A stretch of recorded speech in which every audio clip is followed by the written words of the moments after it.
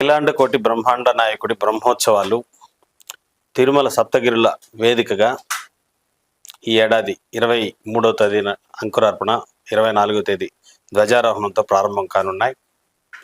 మన తిరుమల బ్రహ్మోత్సవాలంటే ప్రపంచవ్యాప్తంగా కూడా ఒక ధార్మిక పండుగ అని చెప్పచ్చు.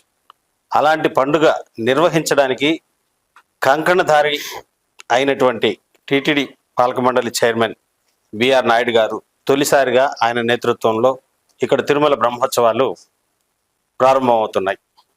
సో ఇక్కడ ఉత్సవాలు జరిగే 10 రోజుల పాటు కూడా రోజుకి ప్రతిరోజు 1,00,000 మందికి పైగా భక్తులు, ఒక్క గరుడ సేవ రోజు మాత్రమే 3.5 లక్షల నుంచి దాదాపు 4.5-5 లక్షల మంది భక్తులు ఒకే రోజు వచ్చేటటువంటి అపురూపమైనటువంటి గరుడ సేవ వాహనం కూడా ఇక్కడ దాన్ని ఆ క్రౌడ్ మేనేజ్మెంట్ చేయడం, ఆ వాహన సేవను భక్తులందరూ కూడా సులభంగా ప్రతి ఒక్కరికి దర్శనం కల్పించి వాళ్ళని తిరిగి వాళ్ళ స్వదేశాలకి ప్రాంతాలకి కూడా పంపడం అనేది టీటీడీకి నిజంగా ఒక సాహసోపేతమైనటువంటి ఒక కార్యక్రమం. సో ఇప్పుడు ఈ తిరుమల శ్రీ బ్రహ్మోత్సవాలని తొలిసారిగా మీరు నిర్వహిస్తున్నారు. ముఖ్యమంత్రి గారు కూడా మీ మీద గురుతరమైనటువంటి ఒక బాధ్యతను పెట్టి ఎంతో నమ్మకంతో మిమ్మల్ని టీటీడీ చైర్మన్గా నియమించారు. ఆయన ఊహించిన దానికంటే మీరు ఇంకా వచ్చినప్పటి నుంచి కూడా ఎక్కువగానే బాగా పనిచేస్తున్నారు, భక్తుల మన్ననలను పొందుతున్నారు, వారికి కావాల్సినటువంటి సౌకర్యాలు కూడా కల్పిస్తున్నారు అనేది ఈ మధ్య కాలంలో అందరూ చూస్తున్నటువంటి పరిస్థితి. సో ఇప్పుడున్న బ్రహ్మోత్సవాల్ని మీరు ఒక కంకణధారిగా ఎలా ఎదుర్కోబోతున్నారు, భక్తులకి ఏ విధంగా సంతృప్తికరమైన వాహన సేవలను కల్పించబోతున్నారు, ఇప్పటి వరకు కూడా అధికారుల సమీక్షా సమావేశాలతో ఏ విధమైనటువంటి ఏ స్థాయిలో మీరు భద్రత, మిగతా వ్యవహారాలు, సౌకర్యాలు కల్పించారో ఒకసారి చెప్పండి. ఓం నమో వెంకటేశాయ.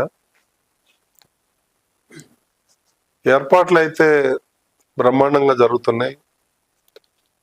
గత 2 నెలల పైగా వీటి మీద అందరూ అధికారులు సమీక్షలు చేయటం, గతంలో జరిగినటువంటి ఏదైనా చిన్న పొరపాట్లు ఉన్నట్టయితే వాటిని ఎలా అధిగమించాలి అనే దాని మీద ఒక ప్రణాళికలు రచించుకొని చేస్తున్నారు. ఇది మొదటిసారి ఏం కాదు బ్రహ్మోత్సవాలు చేయటం, ఎన్నో ఏళ్ల నుంచి వస్తున్న ఆచారం ఇది. ఇక్కడ ఎక్స్పీరియన్స్ ఉన్నటువంటి అధికారులు ఉన్నారు, వాళ్ళందరినీ ఇన్వాల్వ్ చేశారు కాబట్టి ఇది ఎలాంటి ఇబ్బందులు లేకుండా చాలా చక్కగా బ్రహ్మాండంగా జరుగుతాయి. అందరూ ఎలాంటి అనుమానాలు లేవు. ఇక రాను క్రౌడ్ బాగా పెరుగుతుంది, దానికి ఏం చేయాలి, దాన్ని ఓవర్కమ్ ఎలా అవ్వాలనే దాని మీద ఇస్రో వాళ్ళు ముందుకు వచ్చారు. వాళ్ళు మేము క్రౌడ్ మేనేజ్మెంట్ మేము కంట్రోల్ చేస్తాం, ఎప్పటికప్పుడు సూచనలు ఇస్తాము త్రూ శాటిలైట్ ద్వారా. సో వారు కూడా సేవలు అందిస్తానికి రెడీగా ఉన్నారు. అదేవిధంగా ఈ ట్రాఫిక్ మేనేజ్మెంట్ కూడా ఎల్ఎన్టీ వాళ్ళు కూడా ప్రణాళికలు ఇస్తున్నారు. వీళ్ళందరూ కూడా కుంభమేళాలో చేసినటువంటి యంత్రాంగం ఇదంతా, వాళ్ళు కూడా ఇదేం కొత్త ఏం కాదు కాబట్టి వాళ్ళు వాలంటరీగా వచ్చి సేవలు అందించడానికి సిద్ధంగా ఉన్నారు. వాళ్ళ సర్వీసెస్ కూడా మేము వాడుకుంటాం. అదేవిధంగా చాలామంది వసతి ఎలా అనేది, ఇన్ని లక్షల మందికి వసతి కల్పించడం అనేది అసాధ్యం. ఉన్న వాటిలో అడ్జస్ట్ చేయటం, ఇప్పుడు పిఎస్సి 5 ఏదైతే ఉందో దాన్ని కూడా 25 ఉదయం చంద్రబాబు నాయుడు గారు దాన్ని ప్రారంభోత్సవం చేస్తా అన్నారు. అక్కడ ఒక 10-12 వేల మందిని మనం ఈజీగా అకామిడేట్ చేయొచ్చు. కాబట్టి వాళ్ళు రొటేట్ అవుతూ ఉంటారు, భక్తులంతా ఒక చోటే ఉండిపోరు కాబట్టి. అట్లాగే మిగిలినటువంటి కాటేజెస్ కూడా ఏదైతే ఉన్నాయో అకామిడేషన్, అది కూడా మానిటర్ చేసి దాన్ని కూడా సక్రమంగా నిర్వర్తిస్తే మ్యాక్సిమం ప్రాబ్లం సాల్వ్ అవుతుందని అనుకుంటున్నాను. ఇక మిగిలిన వదిలేస్తే కింద నుంచి రావాలి అకామిడేషను, అదొకటి తప్పించి మిగిలిన కూడా ప్రమాణంగా ఏర్పాట్లు జరుగుతున్నాయి, అదేమి ఇబ్బంది ఏమి లేదు.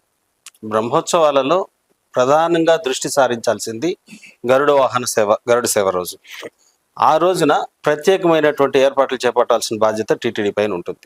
ఆ రోజు ప్రత్యేకంగా మీరు తీసుకుంటున్నటువంటి చర్యలు ఏంది? ఎంతమంది భక్తులు వస్తారని అంచనా వేస్తున్నారు? ఇప్పటి వరకు రావడానికి మీరు తీసుకున్నటువంటి ప్రచార సామగ్రి, ప్రచార కార్యక్రమాలు ఎలా ఉన్నాయి?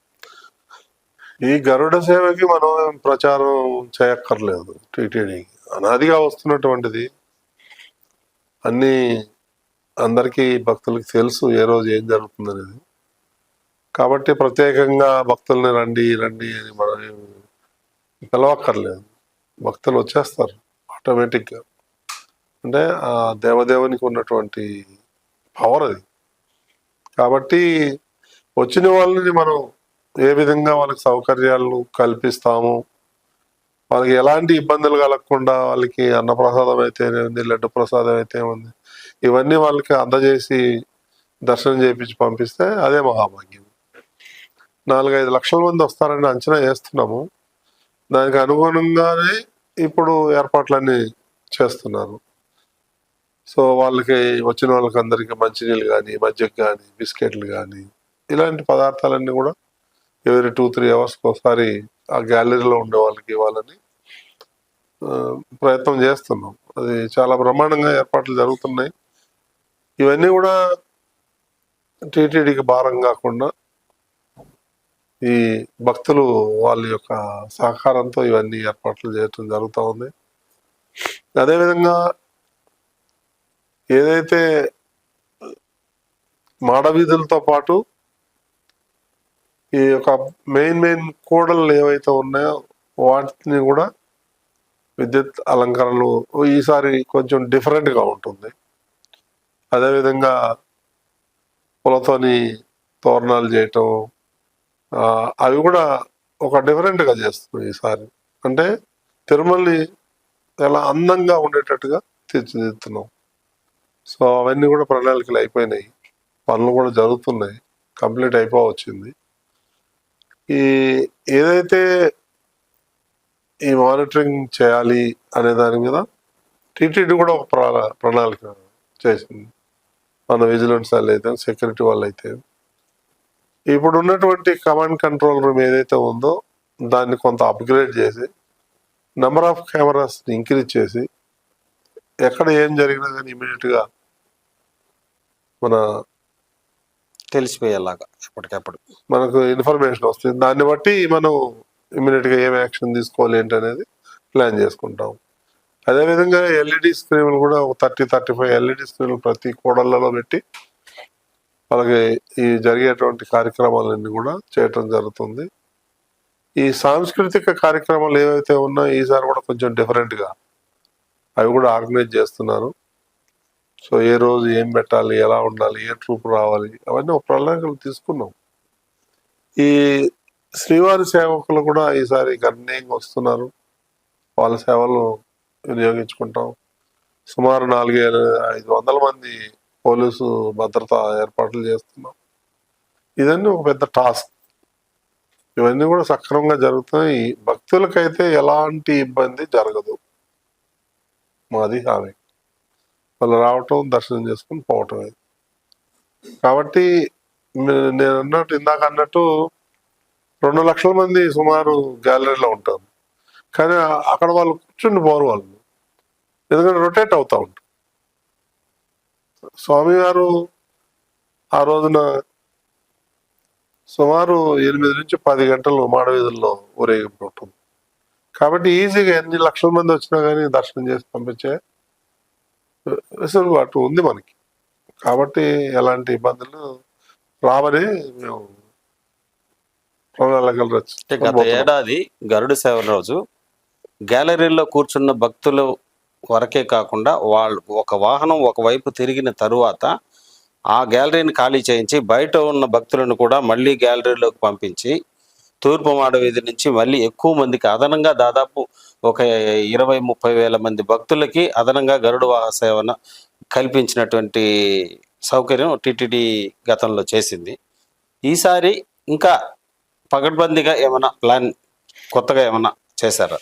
క్రౌడ్ మేనేజ్మెంట్ అనేది ఒక డిపార్ట్మెంట్. వాళ్ళు ఎప్పటికప్పుడు ఎక్కడ ఖాళీ ఉంది, ఎక్కడ జనాలు పంపించాలి భక్తుల్ని అనేది వాళ్ళు క్రౌడ్ మేనేజ్మెంట్ చూసుకుంటుంది. ఓకే. అంటే ఇప్పుడు తిరుమల తిరుపతి దేవస్థానం ఎంత భక్తులకి ఎన్నో సౌకర్యాలు కల్పిస్తూ ఎన్నో చేస్తున్నప్పటికీ కూడా అదే పనిగా టీటీడీ మీద ఈ మధ్య కాలంలో విమర్శలు వస్తున్నాయి. అది కావాలని చేస్తున్నారు, హిందూ ధార్మిక సంస్థ పైన పనిగట్టుకునే అని మీరు అంటున్నారు. వాళ్ళు ఏ రాజకీయ ప్రయోజనం ఉద్దేశించి ఆ విధంగా చేస్తున్నారు? ఎందుకు ఒక టీటీడీ కానీ ప్రభుత్వం కానీ దాని మీద ఎందుకు దృష్టి సారించి కట్టడి చేయలేకపోతాం? కట్టడి చేయాలి, చేస్తాము. ఎందుకంటే ఇది అంత ఈజీగా వదిలే సమస్య కాదు. అది నిన్న ముఖ్యమంత్రితో కూడా చర్చించడం జరిగింది. దానికి మేము కూడా ఒక ప్రణాళికలు సిద్ధం చేస్తాం. ప్రతిదానికి రాద్ధాంతం చేసి మా మీద బురద చల్లేసి నువ్వు కడుక్కోండి అనేది కాకుండా దాన్ని చట్టపరంగా ఏం చర్యలు తీసుకోవాలి అవన్నీ కూడా తీసుకుంటాం. ఎందుకంటే కొంతమంది రాజకీయ నిరుద్యోగులు ఉంటారు కదా, వాళ్ళకి పని పాట లేదు.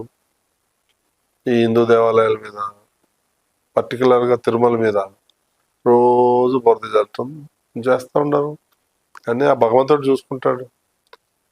ఆయన మొత్తం ముల్లోకాలని రక్షించేవాడు. ఆయన రక్షించుకోలేరా?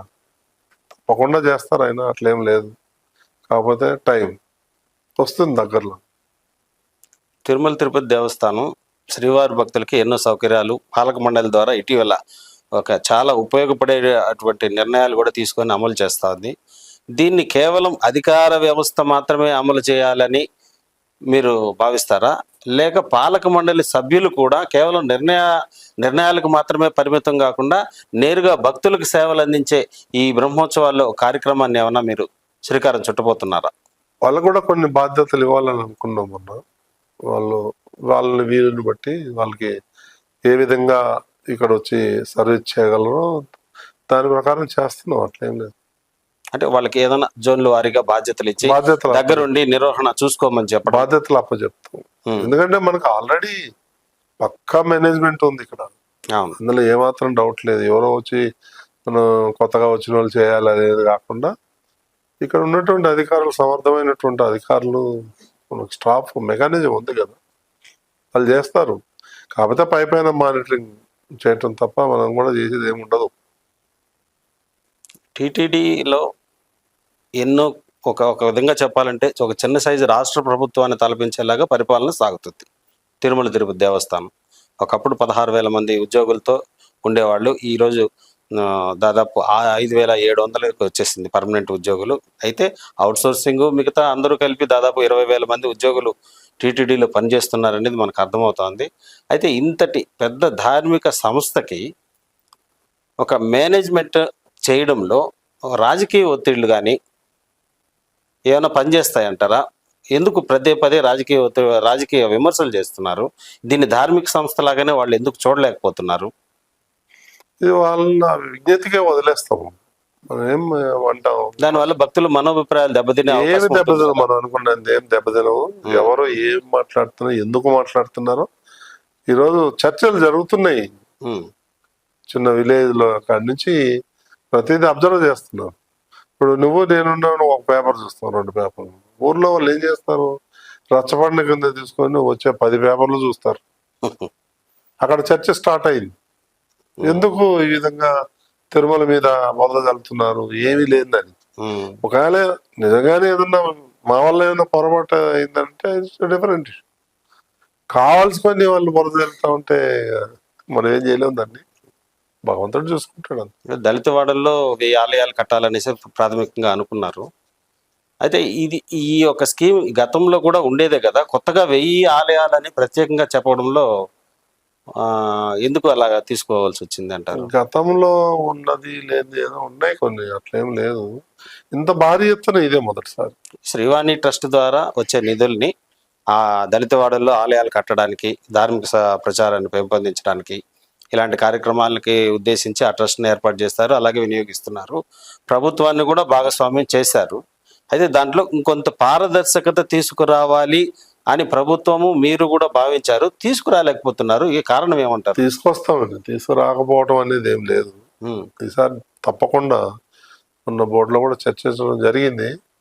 సో ఒక అసెంబ్లీ సెగ్మెంట్కి ఒక 6-7 దేవాలయాలు కట్టమని చెప్పి స్టార్ట్ చేస్తున్నాం.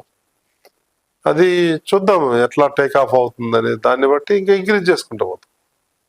1000 అనేది కాదు, 5000 10,000 కూడా కట్టచ్చు. Okay, thank you.